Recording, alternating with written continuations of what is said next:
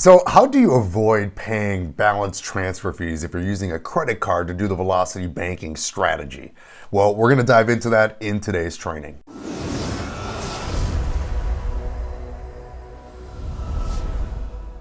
Hey guys, it's Mike Adams, and on this channel what we do is we empower individuals to achieve financial freedom through improved financial literacy, business ownership, and real estate investing.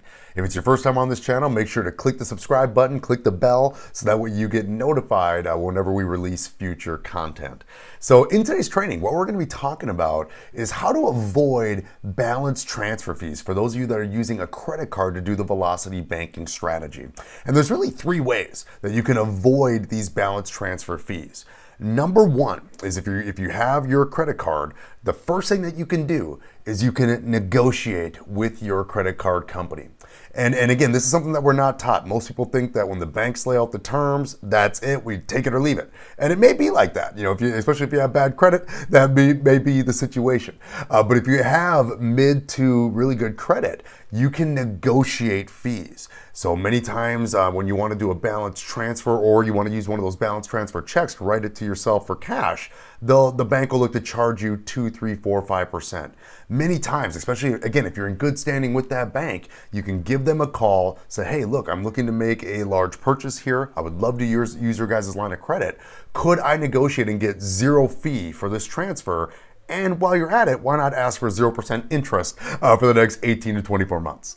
And the bottom line, guys, is the worst that when it comes to negotiation, the worst that can happen is that they say no, right? And if that's the case, then you move forward and just factor in the fee. But again, you do have the ability to negotiate and either get that fee waived, removed, or even extend a 0% term of interest. The second thing that you can do to eliminate fees, and this one here might be a little touchy, but the second thing you can do is you can actually find a different credit card company. A lot of times, folks want to be loyal. And you think back to that first credit card you got, and it's like, man, that was the first credit card I got. They took a chance on me, and I want to stick it out with them. But maybe they don't have the best terms. And as your credit profile improves, always be shopping for different tools, different financial tools that are now available to you with your increased credit profile. And so if you have a bank that is not willing to negotiate and they have very high fees, some banks stick and stay with their 5% transfer fee. And if they're not going to come down from that, they're not going to come off of that, it may be time for you to go out there and look for other cards that have better terms around balance transfers. And if you're looking for some of my tips on some of the best cards that are available for balance transfers with the most flexibility and the lowest fees, I'll put a link to that in the description of this video. But always know, banks are not loyal to you. They are looking to charge you interest. And the minute it doesn't serve them for you to have their line of credit, they will take it away from you. So have no loyalty when it comes to these fees. Always know that there's another bank out there that does want your business.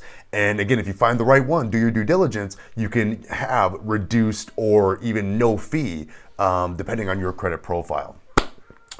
And the third thing that you can do to eliminate these balance transfer fees is to improve your personal credit score. When you have really good credit, you're gonna start getting a lot of offers in the mail. You're gonna get unsolicited offers, and many times they're gonna be sending you checks in the mail. 0% interest for 18 months, for 24 months, 0% fee, right? So as your credit profile goes up, more opportunities are gonna come your way.